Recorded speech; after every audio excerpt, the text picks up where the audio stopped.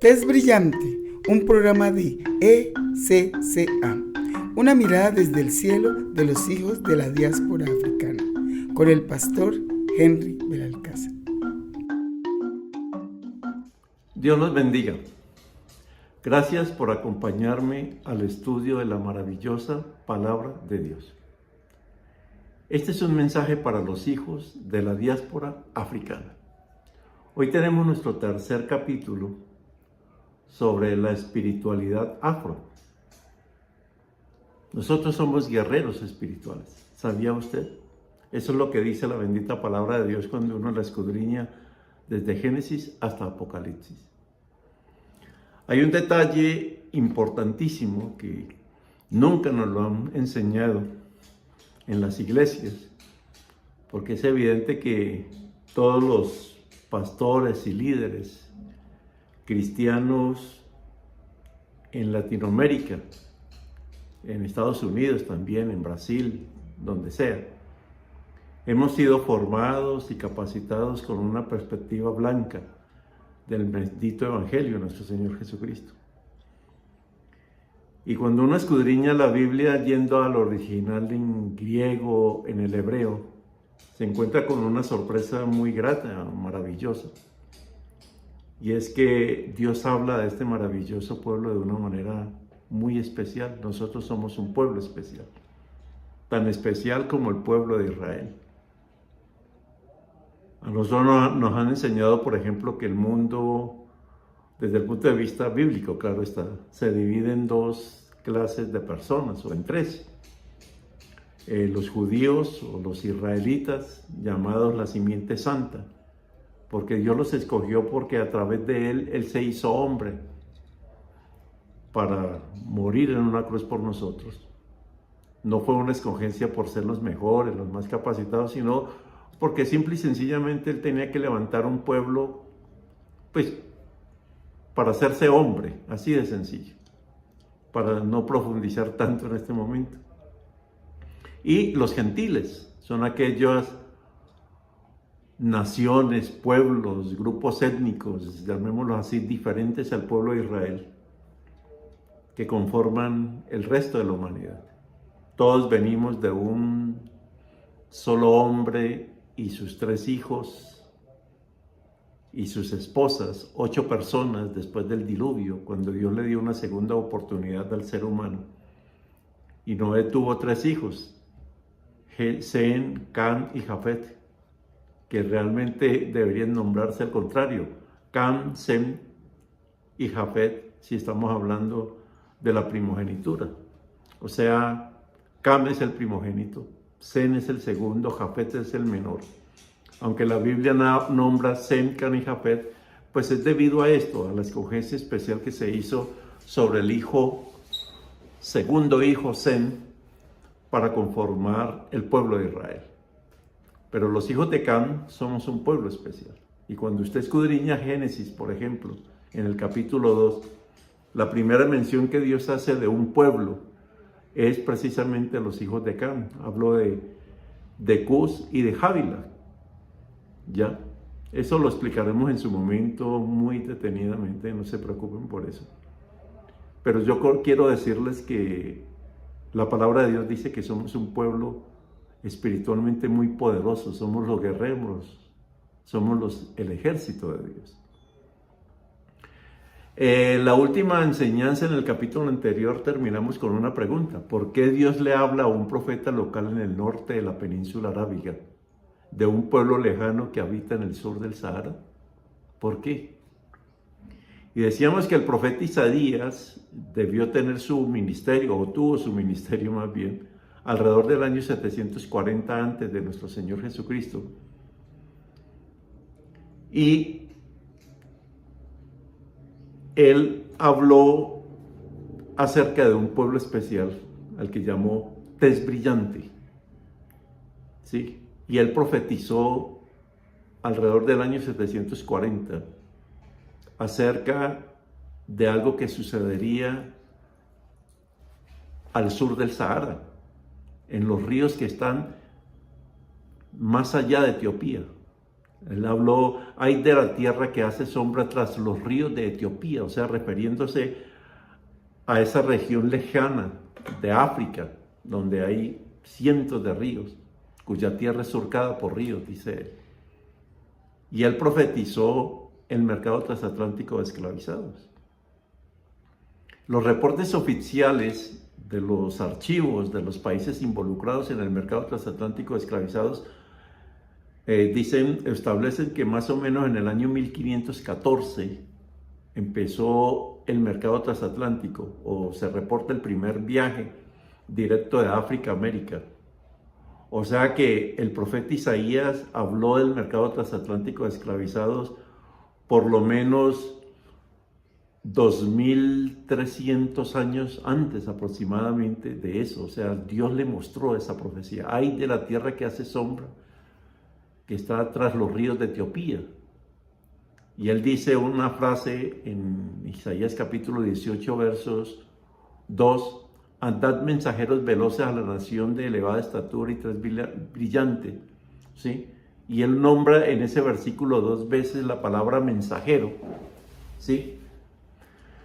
Que van en barcos por las aguas.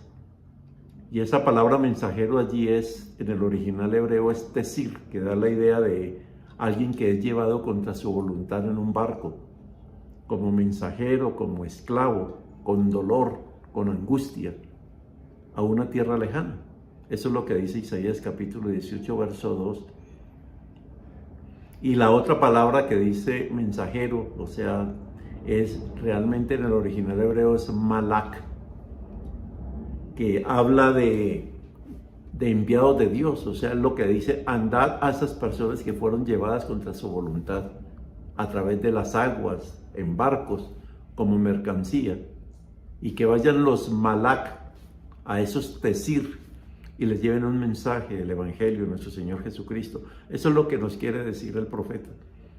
Y lo interesante es que la primera mención que se hace de un pueblo cuando Adán y Eva no habían tenido hijos todavía es precisamente de los hijos de Cam.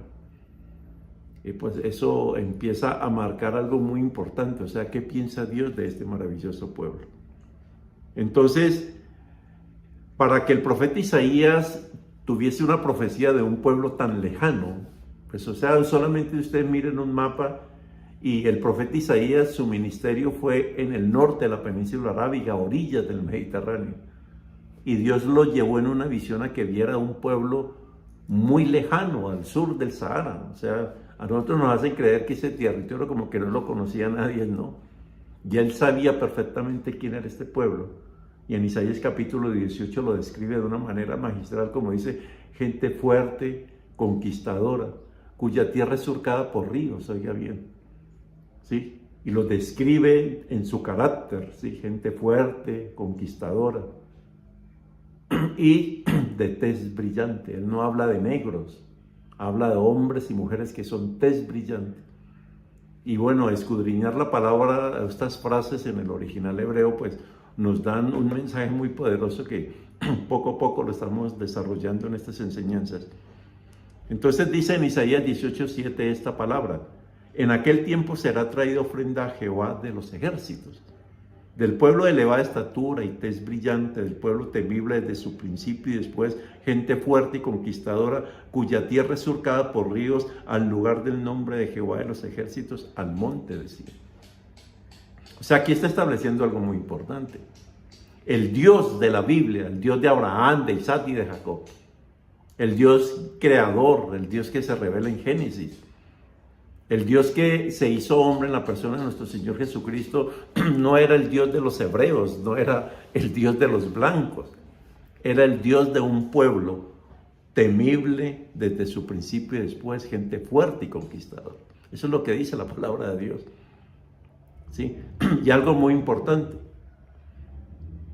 dice que será traída ofrenda a Jehová de los ejércitos. En la palabra de Dios usted encuentra alrededor de 32 nombres con los cuales Dios se revela en su bendita palabra. Y cada nombre pues describe el carácter de Dios, o sea, una faceta de Él. Y uno de sus nombres es Jehová de los ejércitos. O O sea, es el nombre de guerra. Y es el nombre con el cual se relaciona con el pueblo de tez brillante que dice Isaías. O sea que Isaías conocía perfectamente este pueblo. O sea que cuando él profetizó o cuando tuvo la visión profética del mercado transatlántico de esclavizados que sucedería alrededor de 1200 de 2200 o 2300 años después, estamos hablando de 1514, y él habló en el año 740 antes de nuestro Señor Jesucristo. Imagínense una profecía de esa longitud de tiempo, pues se nos está diciendo algo muy importante. Ese pueblo es muy, muy especial, para que Dios le dedicara un tiempo en la bendita palabra de Dios para describirlo a él. Cuando lo habla en Génesis capítulo 2, que es la primera mención que se hace de un pueblo. ¿Esto qué quiere decir? Que nosotros somos un pueblo especial. Entonces, yo quiero, para que ustedes comprendan qué significa que nosotros seamos un pueblo espiritualmente poderoso, formar parte del ejército de Dios, y el papel que jugamos en el plan de salvación de Dios para la humanidad, porque al fin de cuentas la Biblia revela es el plan de salvación, ¿sí o no? Entonces vamos a hacer algo muy importante. Yo quiero que analicemos una línea del tiempo. Una línea del tiempo es una línea horizontal donde se establece una fecha inicial y una fecha final de algo que narra. Y quiero utilizar esta línea del tiempo para que ustedes caigan en cuenta de algo. O sea, ¿por qué Dios le habló a un profeta local en el norte de la península arábiga acerca de un pueblo más allá de los ríos de Etiopía, o sea, en el sur del Sahara? Veamos lo siguiente. Cuando usted escudriña acerca de la historia humana, por ejemplo, se dará cuenta de algo muy importante. En el año 1570 antes de nuestro Señor Jesucristo, dicen que es el comienzo del imperio egipcio. O sea, 1570 antes de nuestro Señor Jesucristo. Si usted escudriña un poco más, se dará cuenta que la única civilización o el único pueblo que realmente sobrevivió a la desaparición de los pueblos de la Edad de Bronce, que pues los estudiosos todavía están tratando de investigar por qué se desaparecieron tantos imperios alrededor del Mediterráneo, y que el único que sobrevivió fue Egipto. O sea, la desaparición de los pueblos de la Edad de Bronce. Busquen en internet fácilmente y se dará cuenta que en el año 1570 ya Egipto era un imperio, era una nación. Ya ellos sabían levantar pirámides, ya ellos sabían de medicina, ya sabían muchas cosas. ¿Sí me comprenden? Y algo interesante que nunca nos lo relacionan con la palabra de Dios es que más o menos en esa época, o sea, estoy hablando de mitad del segundo milenio antes de nuestro Señor Jesucristo, comenzó la expansión del pueblo bantú desde el sur de Nigeria, lo que hoy es el sur de Nigeria, hacia el sur, el centro y el oriente de África y hacia el sur. Y el pueblo bantú es un pueblo muy poderoso. El pueblo bantú prácticamente civilizó a África, si lo podemos hablar pues en términos muy occidentales, pues que no suena muy bien, pero es para que me comprendan. O sea que cuando Egipto ya estaba formándose como un imperio, ya había otro pueblo, que era el pueblo bantú, que también estaba llevando un conocimiento sobre agricultura, sobre minería. Ellos llevaron el bronce al resto de Egipto, ¿sí? Lo que pasa es que pues aparentemente no han habido vestigios de la grandeza de estos pueblos bantú que formó imperios. Y pues a nosotros nos hace creer que nuestra historia comenzó beringos en las costas de África y que todavía seguimos siendo los beringos salvajes que tienen que ser evangelizados en América. Entonces mire ese paralelo. Si nosotros vamos a la palabra de Dios, nos habla que en el libro de Éxodo, por ejemplo, hablan de un hombre llamado Moisés. Y Moisés vivió en el año 1291 antes de nuestro Señor Jesucristo, o sea, casi que 340 o 350 años de que naciera el imperio egipcio. Y ya estamos hablando pues todos creen que es Ramsés II, en la época en que vivió Moisés. El tiempo en que Dios le dio a él la ley de Moisés, le dio la revelación de cómo relacionarnos con Dios en la dispensación de la ley. Esto es muy importante tenerlo en cuenta porque en ese momento, en esa época, tenganlo en cuenta, cuando ustedes leen la historia del Éxodo, se dan cuenta que dice que se levantó un faraón que no conocía a José, que fue el que llegó primero, y dice que mandó a asesinar a todos los niños, varones que nacían, para que pues el pueblo de Israel no se creciera. Y uno se hace una pregunta, ¿el único niño que fue salvado de las aguas del río Nilo de ser asesinado fue Moisés? No, es evidente que no. Es seguro que muchas familias escaparon a través del Nilo hacia el sur para llegar a Etiopía, y eso coincidió con el momento en que el pueblo bantú se estaba expandiendo, es decir, que el pueblo bantú fue una especie de tren subterráneo, ¿sí? Para recordar la historia de los afroamericanos, una especie de tren subterráneo que ayudó a que todas estas familias escaparan hacia África. ¿Por qué? Porque los hijos de Canaán somos los protectores de la simiente santa. Eso es lo que usted va a descubrir en la Biblia, si se atreve a escudriñarlo. En el año 965 nos habla de la reina de Saba, ¿se acuerdan? La reina de Saba. Y dicen que ella fue a visitar a Salomón. ¿Ya? Y yo no creo que fue porque ella encontró en internet que si era bonito, atractivo o esto o lo otro, no. Ella fue a conocer a Salomón y le llevó elementos necesarios para la construcción del templo. ¿Por qué? Porque el oro forma parte del simbolismo del pueblo de tez brillante. Si usted va a Génesis capítulo 2, dice que el río Pisón es donde hay oro. Eso está relacionado con nosotros, es un simbolismo para describirlo. O sea, la reina de Saba jugó un papel fundamental que en la construcción del templo, con todo lo que ella llevó madera, oro, piedras preciosas y todo lo que nosotros sabemos. ¿Y eso quién lo hizo? La reina de Saba. O sea, mire que la reina de Saba en el año 965 a.C. A nosotros nos han hecho creer que el mundo occidental fue construido gracias a los griegos. Mire, el imperio griego empezó a surgir cuando ellos eran un tierrero por allá en el año 800 antes de nuestro Señor Jesucristo. Y el imperio griego ya era imperio, perdón, el imperio egipcio ya era imperio 700 años antes. ¿Sí entienden? Y la reina de Saba ya era reina de un imperio cuando apenas estaba empezando el imperio griego. Entonces la pregunta del millón es, ¿quién le enseñó a leer a quién? Ya se ha descubierto, por ejemplo, que Pitágoras no se inventó ningún teorema de Pitágoras, sino que se lo copió y se lo ha tenido que copiar ¿a quién? Pues a los pueblos que ya estaban desarrollados. Esto nos muestra la antigüedad de nuestro pueblo y la Biblia narra esas cosas y nosotros pasamos ahí como si la historia de la reina de Saba y nos seguimos comiendo el cuento de que a nosotros nos bajaron de los árboles, comiendo guayabas y nos trajeron aquí a civilizarnos. Y eso todavía no lo creemos. Y lo más triste es que hemos permitido que se folclorice nuestra cultura, que se secularice nuestra espiritualidad, porque no nos atrevemos a escudriñar la palabra de Dios, del Dios de Abraham, de Isaac y de Jacob, que es el que narra nuestra verdadera historia. El ministerio profético de Isaías fue en el año 740 antes de nuestro Señor Jesucristo. O sea, Egipto es el lugar natural de protección de la simiente santa.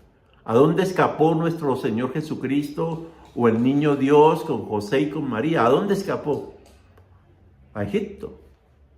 Cuando Daniel profetizó acerca de la estatua de Nabucodonosor que nos muestra pues de los imperios y de las naciones, en ningún momento aparece el imperio egipcio, cuando debería aparecer. ¿Pero por qué no aparece? ¿Por qué?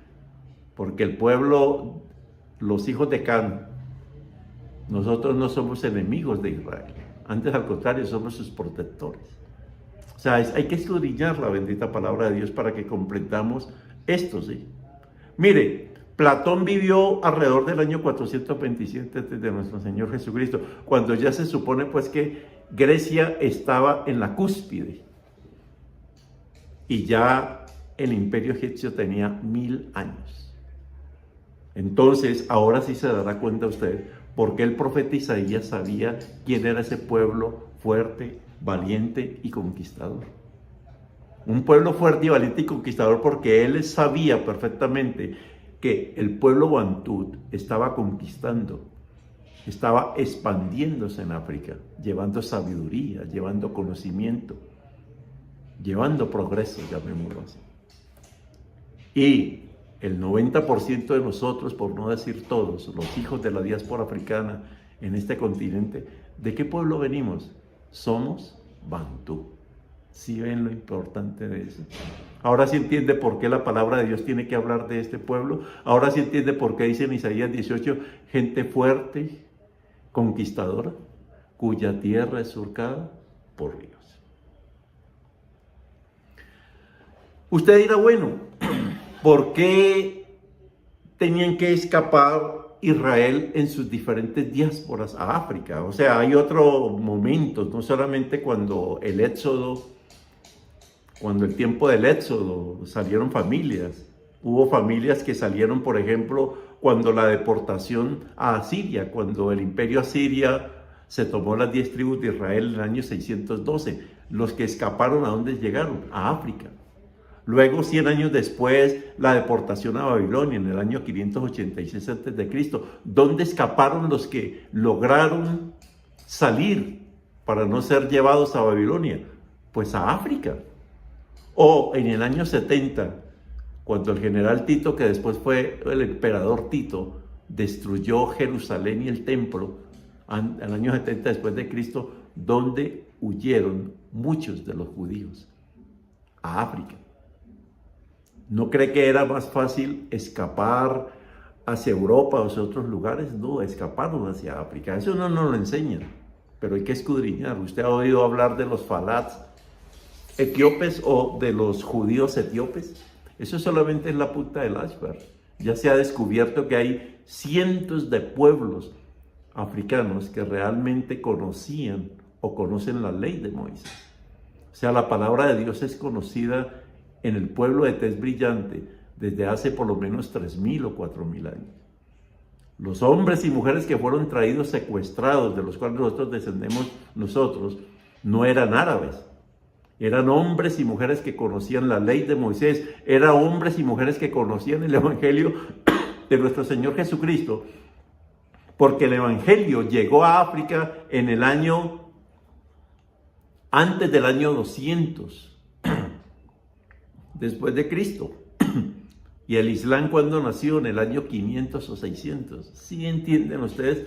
O sea, es solamente leer un poquito de historia y decir, oye, a mí por qué me han metido los dedos a la boca que los que le enseñaron a leer y escribir a la humanidad son los griegos, cuando el imperio egipcio tenía 1000 años antes de ello y ya estaban levantando pirámides.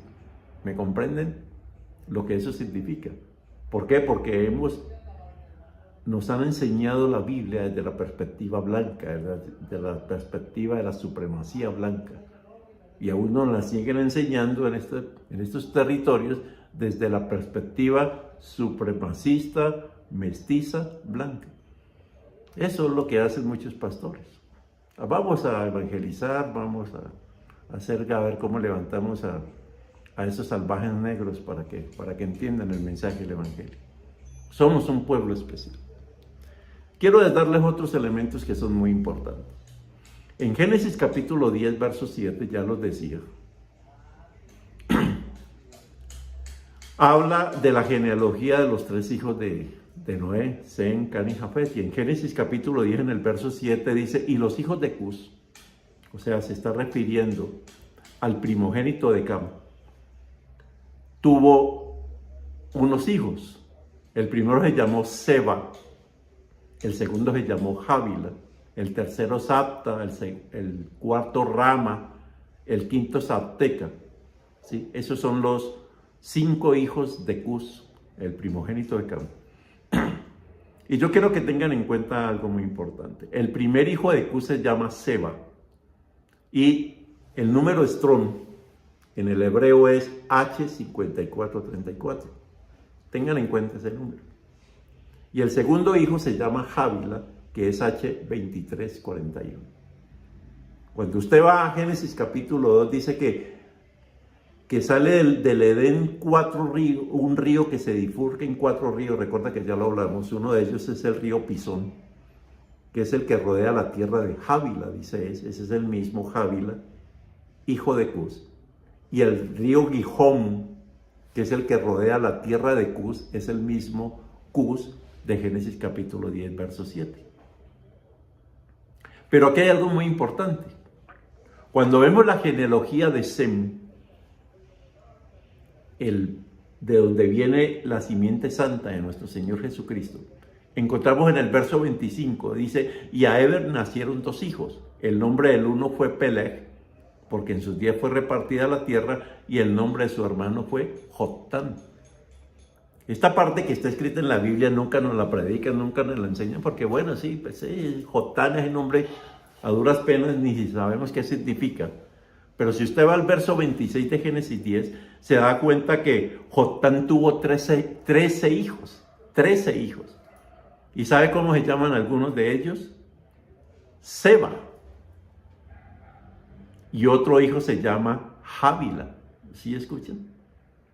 Cuando usted va a Génesis 10:7, se da cuenta que Rahama, o sea, el 5º hijo de Cus, tuvo un hijo, nieto de Cus, que se llama también Seba, pero no es el mismo Seba, el directo de Cus, que es 5434, sino que este Seba en el hebreo es 7614, o sea, no es la misma persona, no es el mismo nombre, es otro nombre en hebreo, 7614. Y ese mismo nombre es el que aparece como hijo de ¿quién? De Joktán. ¿Ahí va entendiendo? Y el mismo Jávila que aparece como el segundo hijo de Cus, que es H2341, es el mismo Jávila que aparece como hijo de Joktán. ¿Qué le indica esto? Que la familia de Cus y la familia de Can se han entrelazado en una línea de parentesco. Los hijos de Joktán se establecieron en lo que hoy conocemos el sur de la península arábiga, o sea, todos esos países, todas esas naciones o pueblos como es Yemen hoy. Y los hijos de Cus se establecieron inicialmente en el cuerno de África, o sea, ahí junticos. O sea, todo ese pedazo es una misma familia, emparentada entre Can y ¿quién? Y Sem. La palabra de Dios dice en Gálatas capítulo 1, verso 17, que Pablo, cuando tuvo la revelación en Damasco del Evangelio, que lo dejó loco porque estaba viendo qué es lo que está pasando, él dice que él se fue para Arabia. Y cuando uno escudriña la palabra de Dios, el único lugar posible de Arabia donde él podía llegar era ¿a dónde? Al sur de la península, a lo que hoy es Yemen. ¿A qué? A que unos negros le revelaran el mensaje del Evangelio de nuestro Señor Jesucristo. La reina de Saba conocía este mensaje. La historia del eunuco etíope del libro de Hechos dice que ese hombre fue a adorar. Los gentiles no pueden entrar a adorar al templo, no les era permitido. Pero ¿por qué podía entrar y salir a la adoración? ¿Por qué? Porque él era, llamémoslo así, un judío convertido, si es que lo podemos llamar de esa manera, circuncidado, etcétera, que podía entrar, purificarse y entrar al templo. ¿Y él por qué conoció eso? Porque lo conoció 1000 años antes el mensaje, lo conoció 1500 años antes, o sea, el mensaje del Evangelio. Por eso este profeta Isaías sabía quién era usted, quién es este maravilloso pueblo de tez brillante. Entonces, ¿Por qué nuestro pueblo está relacionado con Jehová Sabaoth, que es Jehová de los ejércitos? ¿Por qué? Porque somos los guerreros del ejército de Dios. Jehová Sabaoth significa el Señor de los ejércitos, ese es el nombre, el Señor de los ejércitos. Siempre que se usa este nombre, el Señor nos está recordando que Él capitanea a su pueblo en la batalla. El apóstol Pablo dice en Efesios capítulo 6 que la lucha no es contra sangre y carne, sino contra principados y contra potestades. ¿Sí escuchan? O sea, nosotros estamos tan limitados que creemos que el mundo es solamente estas 4 paredes de lo alto, lo largo, lo profundo, la fuerza de gravedad y el tiempo y así. Pues no, nosotros no estamos solamente limitados a esta tercera dimensión, hay otra dimensión, la dimensión del espíritu. Y ahí es donde nosotros jugamos ese papel tan importante.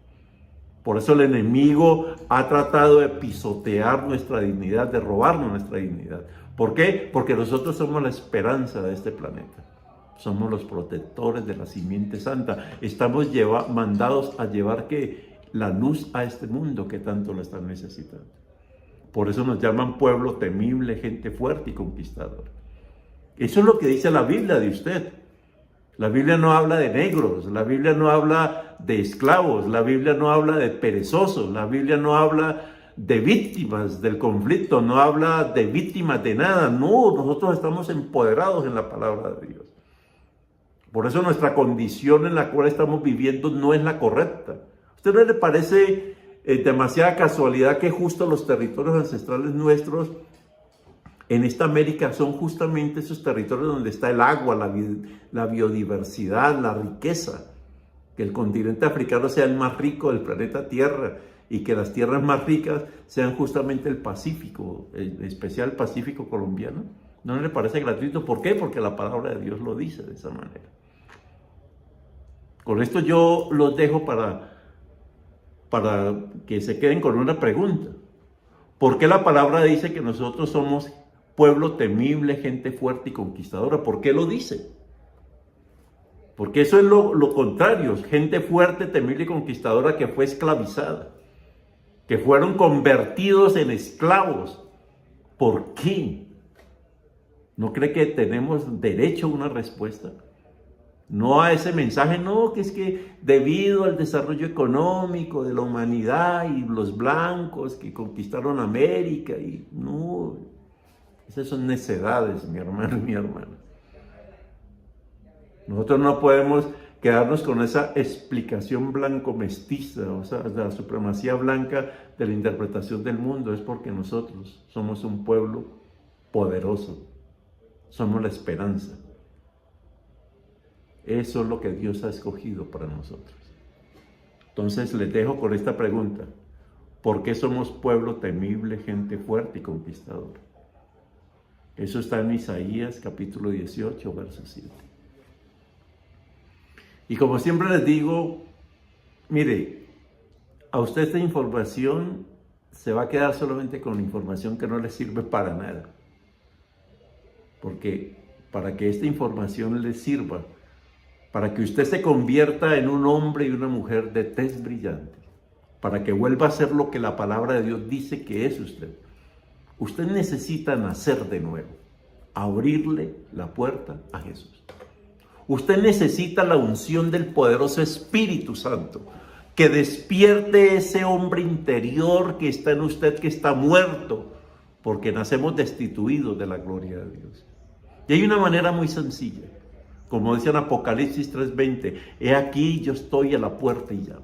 El Señor Jesucristo, el negro más importante del universo, el que tiene el cabello como textura de lana, si no lea otra vez o escuche estos videos, Él le está tocando la puerta a usted. En este momento le está diciendo: abrime, ve, abrime, porque te tengo un mensaje. Abrime la puerta. Y si usted oye su voz y abre la puerta, Él entrará y cenará con usted y le revelará la verdad acerca de que usted pertenece a un pueblo fuerte, conquistador, cuya tierra es surcada por ríos. Dios le bendiga.